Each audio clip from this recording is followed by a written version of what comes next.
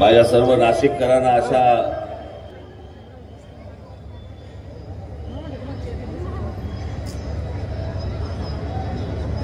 मला ही सभा आटपून लगेच मला मुंबईला निघायचंय। मुंबईत देखील माझ्या काही अजून बैठका बाकी आहेत। हे जोपर्यंत परवा दिवशी 5 वाजेपर्यंत प्रचार थांबत नाही तोपर्यंत हे काहीच थांबत नाही।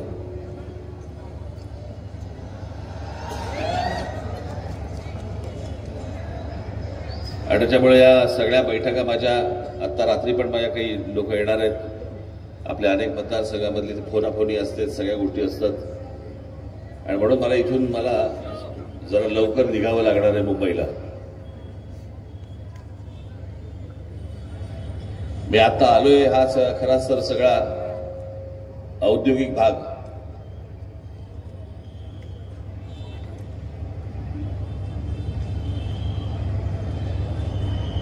मी या भागामध्ये अनेकदा फिरलोय, पाहिलंय, सभा झाल्या आहेत, अनेकदा आलोय।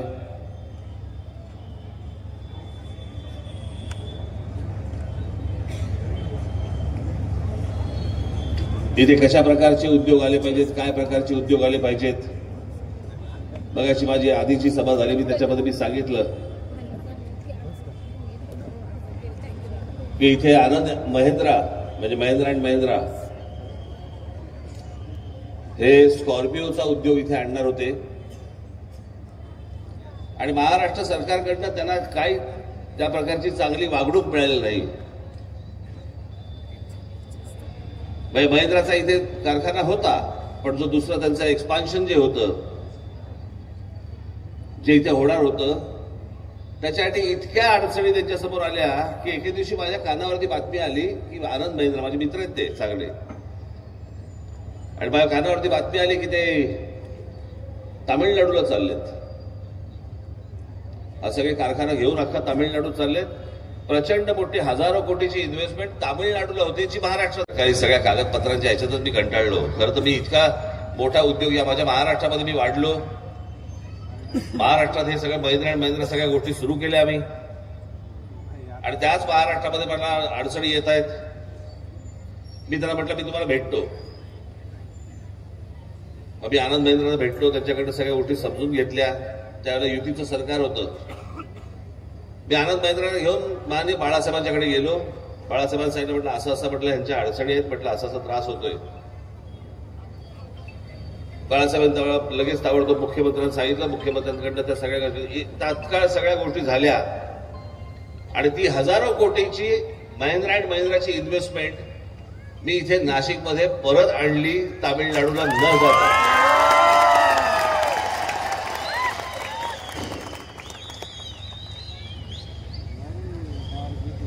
मी काय नाशिकचा नागरिक होतो का? मी नाशिकमध्ये राहत होतो का? पण माझं पहिलं कर्तव्य, मी माझ्या महाराष्ट्राचा नागरिक आहे। माझ्या महाराष्ट्रामध्ये उद्योग राहिले पाहिजेत।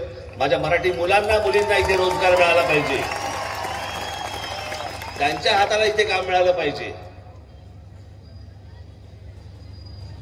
या अनेक रोजगाराच्या विषयामध्ये मी अंगावरती आजपर्यंत अनेक केसेस घेतले आहेत। मला फरक पडत नाही त्या गोष्टींचा।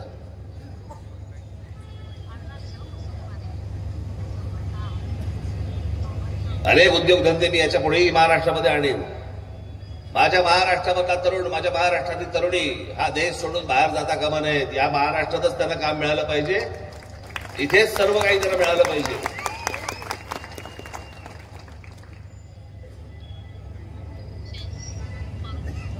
पण आपल्याकडे हा विचार होत नाही। आमच्याकडे तालुक्याचे पुढारी होतात। एक तालुक्याचा पुढारी आपण बघितला असेल, त्याला का महाराष्ट्राचा नेता म्हणतात मला अजूनही कळलं नाही। खरं ते तालुक्याचे पुढारी, त्यांचं नाव शरद पवार।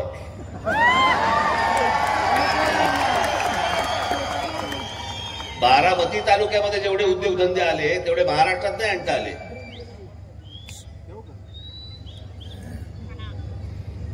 एकदा काहीतरी बारामती तालुक्यामध्ये एमआयडीसी जाऊन बघा, मग तुम्हाला कळेल मी काय म्हणतोय ते।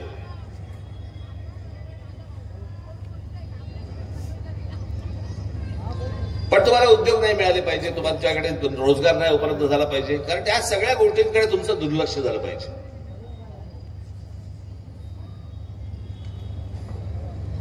आज महाराष्ट्रामध्ये आरक्षणाचा विषय तापतोय नाही, तापवला जातोय.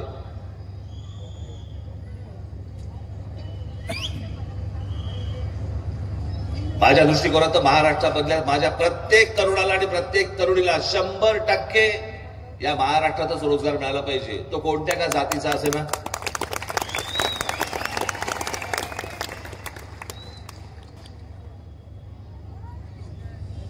आणि जे सहज शक्य आहे.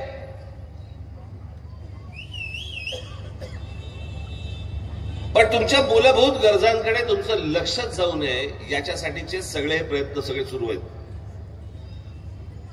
मी बाबांनो याच्या पुढे जे तुम्हाला जे बोलणार आहे, सांगणार आहे, चित्त एकाग्र करून ऐका मी काय म्हणतोय ते. मग तुम्हाला हे सगळं काय राजकारण सुरू आहे महाराष्ट्रामध्ये आणि महाराष्ट्रामध्ये तुमची डोकी फोडण्याचं कारस्थान कशा प्रकारचं सुरू आहे हे तुमच्या लक्षात येईल.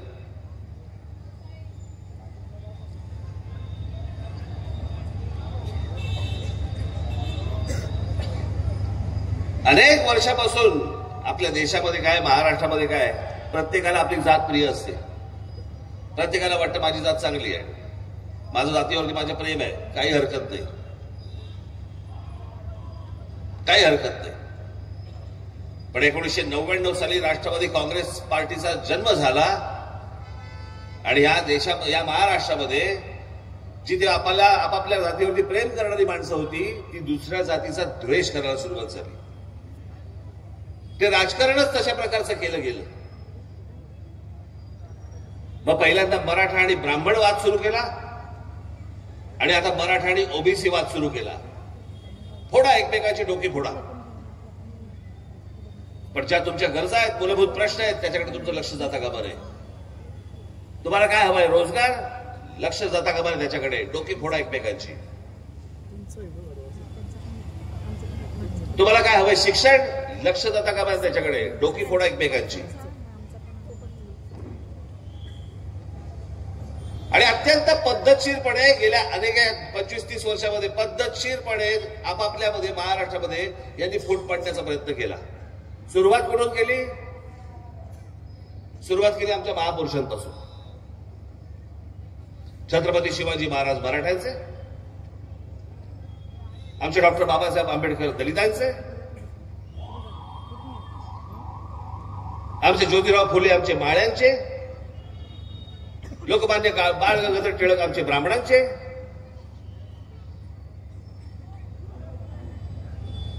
मी आताच त्या सभेमध्ये मी सांगितलं, स्वराज्य हा माझा जन्मसिद्ध अधिकार आहे आणि तो मी मिळवणारच. हे काहीतरी ब्राह्मणांसाठी सांगितलं होतं का? लोकमान्य टिळकांनी काय ब्राह्मणांसाठी सांगितलं होतं? माझ्या देशामधल्या, माझ्या महाराष्ट्रामधल्या मुली या शिकल्याच पाहिजेत, शिकून मोठ्या झाल्या पाहिजेत. हा विचार ज्योतिराव फुलेंनी काय माळी समाजातल्या मुलींसाठीच केला होता काय? या महाराष्ट्रातल्या मुलींसाठी केला होता, महिलांसाठी केला होता की माझ्या महाराष्ट्रातली प्रत्येक महिला, मुलगी ही शिकली पाहिजे.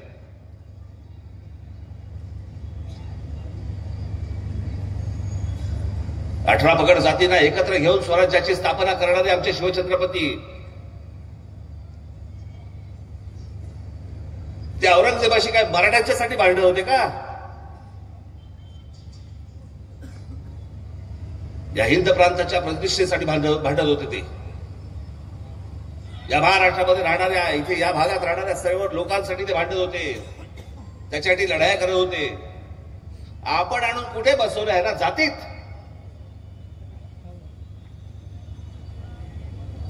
शालेय शिक्षणामध्ये वाचताना, धडे वाचताना या महापुरुषांना आम्ही काय जातीत बसवायचं? हे सगळं जाणीवपूर्वक केलं गेलं गेल्या 25-30 वर्षात. तुमच्या डोक्यामध्ये हा जो किडा घातला जातीचा ना, हा फक्त जाणीवपूर्वक केला का? कारण हा जो महाराष्ट्र होता, जो हिंदुत्वाने भारावलेला होता, त्या हिंदुत्वाला तोडण्या फोडण्याचं काम या शरद पवारांनी जातीतलं केलं.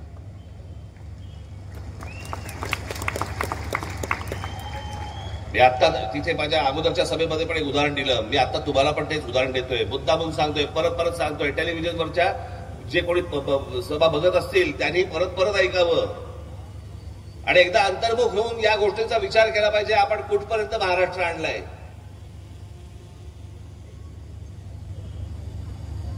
याचा काही दिवसांपूर्वीची मराठवाड्यामधली घटना आहे. एका घरामध्ये एका व्यक्तीचं निधन झालं. त्या घरामध्ये फक्त 3 माणसं होती, चौथा तो ज्याचं निधन झालं. त्याची तिरडी उचलायला चौथा खानदान होता. त्यांच्या घराच्या बाहेर वेगळ्या समाजातले लोक, मी मुद्दाम तुम्हाला जात सांगणार नाहीये,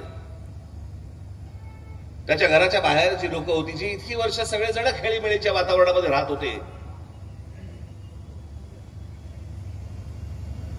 जे बाहेर राहणारे होते ते दुसऱ्या समाजाचे होते, त्यातला एकही जण त्या तिरडीला खांदा द्यायला नाही आला. नातेवाईकांची वाट पाहत बसले. 6 तासानंतर नातेवाईक आले. मग त्या तिरडीला चौथा खांदा मिळाला. मग ती उठली आणि मग स्मशानामध्ये गेले. इथपर्यंत महाराष्ट्र आणून ठेवला. आपण एकमेकांबरोबर हसत खेळत सगळ्या प्रकारचे सगळे डबे खाणारे सगळे मित्र आता एकमेकांना जातीत बघायला लागले. अहो, त्या दिवशी एक क्लिप आली, लहान लहान मुली बोलल्या, लहान लहान मुली की आम्ही सगळ्या एकत्र खेळायचो, पण आता हे सगळं झाल्यामुळे मराठवाड्यात त्या खास करून हे सगळं झाल्यामुळे आता त्या आमच्याशी बोलत नाहीत, आता मग आम्ही पण त्याच्याबरोबर खेळत नाही. लहान मुलं इथपर्यंत जात आणली आपण. कशासाठी यांचे फोटो लावायचे आणि पुतळा बांधायचे आणि त्यांची त्याला हार घालायचे? कशासाठी? काय नाटक करतो आपण सगळेजण?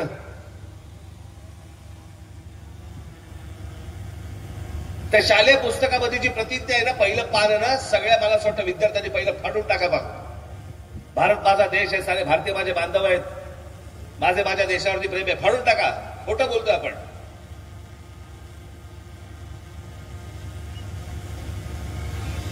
कोणती जात घेऊन बसलो आपण, जी जात तुम्हाला जगू देत नाही?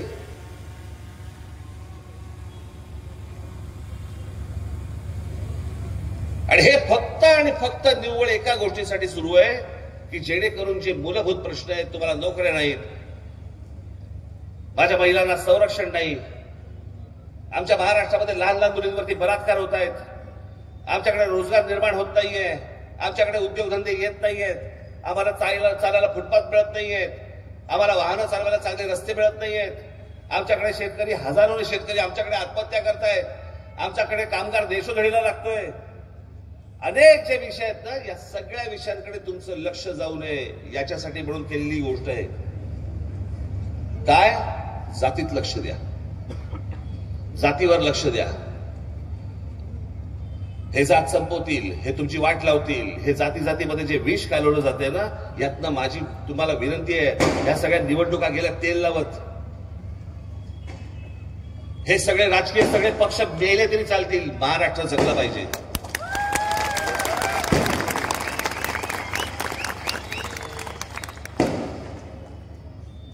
ही काळाची गरज आहे. माझी पोलिसांना विनंती, आपण ह्या कोणाचे जर समजा राजकीय उद्योग चालत असतील तर त्यांच्या कानाखाली एक फटाका काढा. आणि आपल्याकडनं होत नसेल तर आम्ही तयारच आहोत. पोलिसांना सांगतोय मी, आता आपल्याला ही गोष्ट करा तात्काळ.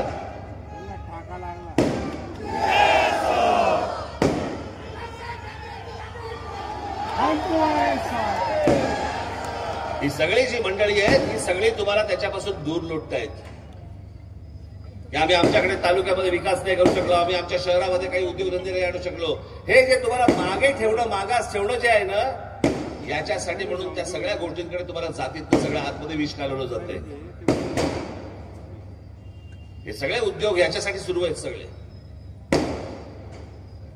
आपण ही गोष्ट नीट समजून घेतली पाहिजे की हे काय राजकारण सुरू आहे आपल्या भोवती. गेल्या 5 वर्ष काढून बघा, त्यांनी ह्या जो तमाशा मांडला सगळ्या लोकांनी. कोण कुठचा आमदार कुठे येतोय निवडून, तो विकला जातोय, तो दुसऱ्या पक्षामध्ये जातो.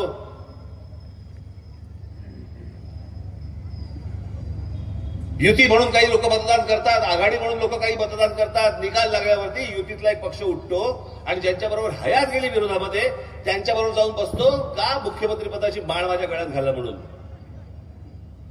तुमच्या मताचा अपमान नाही ना. तुम्ही मतदान युतीला केलं, तुम्ही मतदान आघाडीला केलं, पण तुमचं मतदान करून झालं की त्याच्यानंतर ह्यांची नाटकं करायला जे मोकळे होतात, याचं कारण, याचं एकमेव कारण म्हणजे तुम्हाला गृहीत धरलेलं असतं. तुम्ही कोण आहात? मतदार. काय करणार आहात? मतदानाच्या दिवशी जिवंत राहा, मतदान करा, बोट दाबा द्यावे याच्या निशाणीवरती, बाहेर पडल्यावर मेलात तरी चालेल. ही यांची प्रवृत्ती, ही यांची वृत्ती. तुमच्यात काही नाही आहे ना देणं घेणं. आज हजारोने इथे आमच्या शेतकरी आत्महत्या करतायत. आम्ही फक्त वर्तमानपत्रामध्ये वाचायचं, आज या तालुक्यामध्ये, या गावामध्ये आज एका शेतकऱ्याने आत्महत्या केली, बस संपलं, आम्ही पुढे जातो.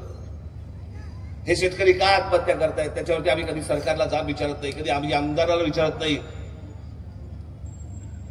अहो, आमच्या विधिमंडळामध्ये या शेतकरी आत्महत्येवरती चर्चा होत नाही की ह्याच्यावरती काय इलाज काढला पाहिजे, काय केलं पाहिजे, आम्ही काय करणार ह्याच्यावरचा इलाज. आम्ही शेतकऱ्यांना सांगणार आम्ही तुमची कर्जमुक्त करतो. अहो, कर्जमुक्त कराल, पण तो जो आत्महत्या करतोय ते थांबेल कसं?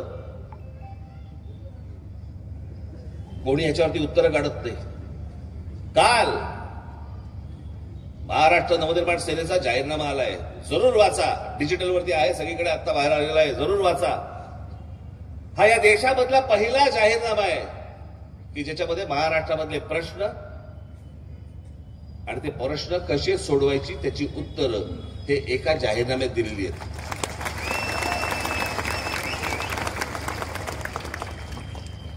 नाही ते ह्यांचे काय जाहीरनामे? महिलांना आज पैसे द्यायचे, लाडकी बहीण नावाखाली पैसे द्यायचे मला काही हरकत नाहीये, महिलांना मिळत असेल आनंद आहे. पण महिलांना एक गोष्ट लक्षात घ्या की एका बाजूला तुम्हाला हे पैसे दिले जात आहेत, दुसऱ्या बाजूला महागाई वाढवली जाते. तुम्हाला 1200 रुपये दिले जात आहेत, तुम्हाला 1200 रुपये दिले जात आहेत आणि हळूच तुमच्या पगारातनं 5000 रुपये काढले जात आहेत. ही गोष्ट नीट तुम्ही समजून घ्या, काय हे चातुर्य आहे ते. हे अशाच प्रकारचं याचं कारण आपण राजकारणाकडे, या निवडणुकांकडे गांभीर्याने पाहत नाही, आपण हसण्यावारी देतो. मी अनेकदा सतत जे सांगत आलो ना की सकाळी तुमच्याकडे येणारं पाणी, त्या पाण्याची पट्टी हे राजकारणी ठरवतात. तुमच्याकडे सकाळचं येणारं दूध, त्या दुधाचा भाव हे राजकारणी ठरवतात. तुमच्याकडचे येणारी वीज, या विजेचा भाव हे राजकारणी ठरवतात. सकाळी उठल्यापासून रात्री झोपेपर्यंत तुमचं आयुष्य हे सगळं राजकारणाशी गुंतलेलं आहे, ज्याला तुम्ही हसण्यावारी देता. कोणतरी येतात, भाषणं करतात, काहीतरी हुल्लडबाजीची भाषणं होतात, आम्ही हसतो, करतो, आम्ही निघून जातो. पण या सगळ्या प्रकरणामध्ये कधीतरी एकदा विचार करा की याच्यामध्ये तुमची प्रत्येकाची 5-5 वर्ष निघून जात आहेत. 5-5 वर्ष. माझा पुनर्जन्मावरती माझा विश्वास नाही आहे, तो हा जन्म, आणि या जन्मामध्ये तुमची 5-5 वर्ष जर जाणार असतील या लोकांच्या खाली, तुमच्या पुढच्या येणाऱ्या पिढ्या या लोकांच्या पायाशी टाकायच्यात तुम्हाला. यांचं सगळं बरं चाललंय. मी जे महाराष्ट्राचं स्वप्न बघतोय, माझ्या महाराष्ट्रामधल्या तरुणांबद्दल, तरुणींबद्दल, शेतकऱ्यांबद्दल, कामगारांबद्दल, माझ्या महिलांबद्दल, येणाऱ्या सगळ्या कच्च्या पंचांबद्दल मी जे स्वप्न बघतोय ते माझ्या गळ्यामध्ये मुख्यमंत्री पदाची माळ घालण्यासाठी नव्हे. मला खुर्चीचा सोस नाहीये.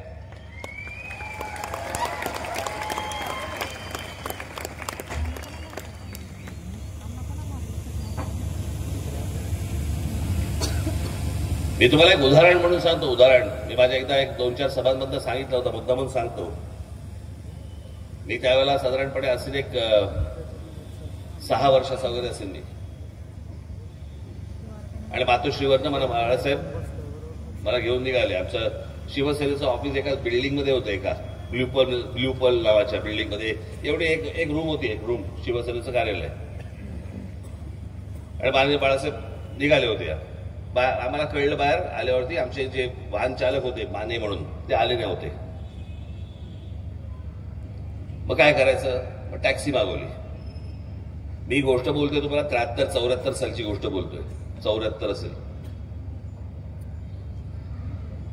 आमचे वाहन चालक आले होते, मग टॅक्सी मागवली, टॅक्सी आली. इतक्यात त्यावेळेचे जे महापौर होते शिवसेनेचे सुधीरभाऊ जोशी ते आले. महापौराची त्यावेळेला मुंबईच्या महापौराची एक लांब लचक इम्पाला नावाची गाडी होती, अमेरिकन गाडी होती, लांब लचक लाल दिवा मोठीच्या मोठी गाडी. ती लागली समोर मातोश्रीच्या. सुधीरभाऊ उतरले, म्हणाले बाळासाहेब जरा माझं जरा 2 मिनिटं जर बोलायचं होतं. म्हणून बाळासाहेब ते दोघे जण आतमध्ये गेले. आतमध्ये गेले, थोड्या बाहेर आले. सुधीरभाऊने विचारलं कुठे चाललायत का? ते बोलले हो, अरे कार्यालयात चाललो आपल्या पक्षाच्या. मग चला ना म्हणे, मी सोडतो ना तुम्हाला. ते बोलले नाही नाही, त्या दिव्याच्या गाड्यांमध्ये तुम्हीच बसा, मला नाही काय तसं सोस. मी 6 वर्षाचा आहे. टॅक्सीत बसलो, इथे बाळासाहेब बसलेत, मध्ये मी बसलो, बाजूला अजून एक जण कोठे होते ते बसले, पुढे एक जण बसला. आमची टॅक्सी निघाली. बांद्राच्या ब्रिजवरनं आमची टॅक्सी निघाली. ब्रिजवरती आल्यावरती मी एकदाच मागे वळून पाहिलं. त्या टॅक्सीच्या मागून एक लाल दिवा येत होता. तो जो लाल दिवा ज्या माणसाकडे होता, जो ज्या गाडीत बसला होता, तो लाल दिवा ज्याच्यामुळे होता ना, तो माझ्या बाजूला बसला होता.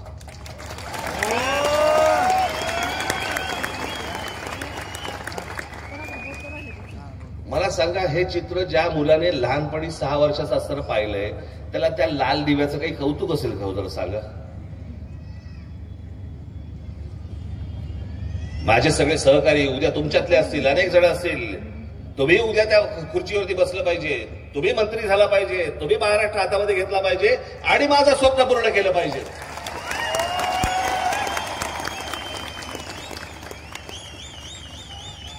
यांचं काय चालू आहे? यांचं प्रत्येक जण स्वार्थासाठी, आपापल्या खुर्चीसाठी, पदांसाठी म्हणून तुम्हाला कोणालाही विकायला तयार होतो. तुमची जातीमध्ये भांडण लावली जातात, वाटेल त्या गोष्टी केल्या जातात, पण तुमचा विचार नसतो त्याच्यामध्ये, येणाऱ्या भावी पिढ्यांचा विचार नसतो. हा फक्त त्यांच्या स्वार्थाचा विचार असतो, स्वतःच्या पदाचा विचार असतो, स्वतःच्या खुर्चीचा विचार असतो.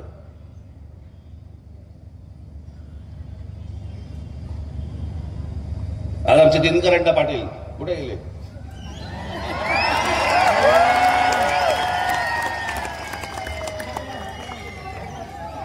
माणूस ही आमची दुधारी तलवार आहे.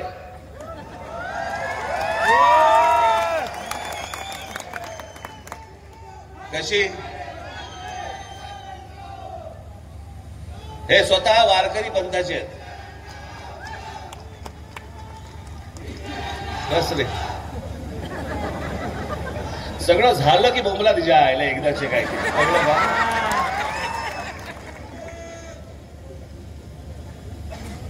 स्वतः आहे वारकरी पंथाचे. पण जर कोणी आला तर वार काढायलाही मागे पुढे पाहत नाही.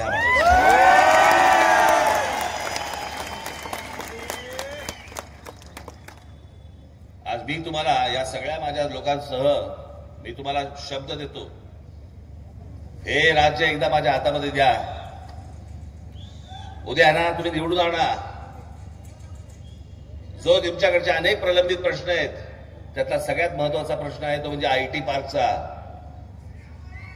यांना निवडून दिल्यानंतर या भागामध्ये आयटी पार्क आणण्याचा मी जास्तीत जास्त प्रयत्न करीन. आणि प्रयत्न करीन ज्यावेळेला मी म्हणतोय, मी ज्यावेळेला शब्द देतोय तो राज ठाकरेचा शब्द, एवढं लक्षात ठेवा.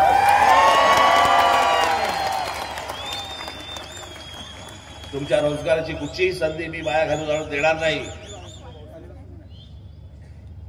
हे राज्य एकदा माझ्या हातात द्यावं. सगळ्यांना बघितलं तुम्ही आतापर्यंत, सगळ्यांकडनं अपमान सहन केले, सगळ्यांकडनं महाराष्ट्राचं वाटोळं केलं. एक 5 वर्ष माझ्या हातात देऊन बघा हे राज्य, संपूर्ण राज्य. अजून किती वाटोळं होईल तुमचं मला सांगा. अजून किती वाटोळं होऊ शकतं, अजून किती खड्ड्यात जाऊ शकता. पण मी जे म्हणतोय ते जे स्वप्न मी पूर्ण करण्यासाठी म्हणून जर प्रयत्न केला तर भलं कोणाचं होणार आहे? या राज्याचं होणार, तुमचं होणार.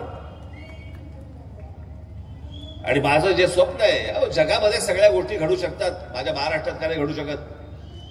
माझ्या महाराष्ट्रातल्या तरुणांमध्ये आणि तरुणीमध्ये काय कमी आहे? पण तुम्हाला स्वप्नच पडायला देत नाही ती माणसं. मोठी स्वप्न बघायचीच नाहीत तुम्ही. रोजच्या जीवनामधल्या ज्या हाल अपेक्षा आणि सगळ्या ज्या गोष्टी आहेत त्यातनंच तुम्ही मार्ग काढत राहा आयुष्यभर. मला मरण येत नाही म्हणून जिवंत असलेली माणसं मला आवडत नाही. तुम्ही या संपूर्ण नाशिककडे, महाराष्ट्राकडे तेजोमय अत्यंत आपल्याला इतिहास असलेला हा महाराष्ट्र आहे. मी माझ्या सगळ्या भाषणामध्ये सांगतो ना, आपला महाराष्ट्र म्हणजे कोण आहे? या हिंद प्रांतावरती ज्या मराठेशाहीने राज्य केलं, 150-125 वर्ष राज्य केलं, तो महाराष्ट्र आहे हो हा. बाहेरचे राज्य करायचे म्हणजे इथे राज्य करण्यासाठी अनेक लोक बाहेरून आले, पण या हिंद प्रांतावरती 125 वर्ष राज्य आपल्या इथल्या लोकांनी केलं आणि ते फक्त महाराष्ट्राने केलं, आपल्या मराठेशाहीने केलं, पेशव्यांनी केलं. विचार कोणता होता? विचार होता शिवछत्रपतींचा विचार होता. आज आई काय प्रयत्न, काय ताकद असेल त्या माणसामध्ये की छत्रपती शिवाजी महाराज की म्हटल्यानंतर आजही अंगावरती काटा येतो. काय येतो? कशासाठी येतो?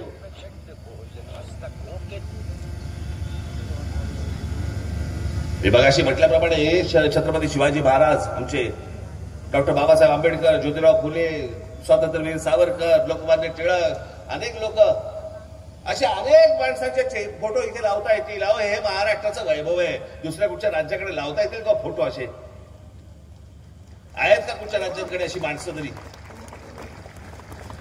ते महाराष्ट्राचं हरवलेलं जे गतवैभव आहे ना, ते मला महाराष्ट्राला प्राप्त करून द्यायचंय. याच्यासाठी मला तुमची साथ हवी आहे. आज नुसते फक्त दिनकर अण्णांचा विषय नाहीये. माझी महाराष्ट्राला हाक आहे. महाराष्ट्र नवनिर्माण सेनेचे जिथे जिथे म्हणून माझे उमेदवार उभे असतील त्या सर्व उमेदवारांना, मला खरं तर या सगळ्या ठिकाणी मला जाता नाही आलं. 15 दिवस मला प्रचारासाठी मला मिळाले. इतक्या मतदारसंघामध्ये महाराष्ट्रामध्ये जाणंच शक्य नव्हतं. आज इथूनच मी महाराष्ट्रातल्या सर्व माझ्या तमाम जनतेची मी दिलगिरी व्यक्त करतो की मी तिथे येऊ शकलो नाही, तिथे उमेदवार असून देखील येऊ शकलो नाही. काल तर गेलो तर माझी थोडीशी तब्येत पण जर थोडी बिघडली काल पहिल्या 2 सभेला. मला नंतर गोळी घेतल्यावर जर बरं वाटलं मला. पण अनेक ठिकाणी मला जाता नाही आलं. त्याबद्दल मी त्यांची क्षमा मागतो, दिलगिरी व्यक्त करतो. क्षमा कराल अशी मला अपेक्षा आहे. परंतु माझी आपल्याला सर्व विनंती आहे की हा आतापर्यंत झालेला महाराष्ट्राचा सगळा खेळखंडोबा जर समजा थांबवायचा असेल, तुम्हाला नवा विचार करावा लागेल. मी ज्यावेळेला पक्ष स्थापन केला त्यावेळेला जे माझं महाराष्ट्राबद्दलचे जे स्वप्न, त्या स्वप्नात न पक्षाचं नाव आलं आणि ते म्हणजे नवनिर्माण. मला काहीतरी नवनिर्माण करायचं या महाराष्ट्रामध्ये. या सगळ्या लोकांना फक्त आजपर्यंत तुम्ही सगळ्यांना संधी दिलीत. एकदा राज ठाकरे आणि त्याच्या पक्षाला एकदा संधी देऊन बघा. आणि म्हणून महाराष्ट्रातल्या माझ्या तमाम माता भगिनींना, बांधवांना माझी विनंती आहे, नाशिक पश्चिमच्या माझ्या तर सर्व नागरिकांना, आमचे दिनकर अण्णा तर आहेतच, बाकीचे कुठे गेले उमेदवार आमचे? काशीनाथ बेंगळ, प्रसाद सानप, मोहिनी जाधव आणि योगेश आमचे सूर्यवंशी संगमनेरचे कुठे गेले? हे माझे सगळे सहकारी तर आहेतच, पण माझ्या महाराष्ट्रामध्ये जिथे जिथे म्हणून माझ्या महाराष्ट्र नवनिर्माण सेनेचे जिकडे उमेदवार उभे असतील, तुमचे जे कोणी नातेवाईक असतील, मित्रपरिवारातील लोक असतील, सगळ्यांना फोन करा. आजपर्यंतचा झालेला तमाशा बस झाला. आपण एक नवा विचार करूया. आणि म्हणून माझ्या उमेदवारांना येत्या 20 तारखेला आपण रेल्वे इंजिन या निशाणीवरती बटन दाबून यांना सर्वांना प्रचंड प्रचंड प्रचंड मताने विजयी करावं असं एक आवाहन करतो आणि आपल्या सर्वांची मी रजा घेतो. धन्यवाद. जय महाराष्ट्र.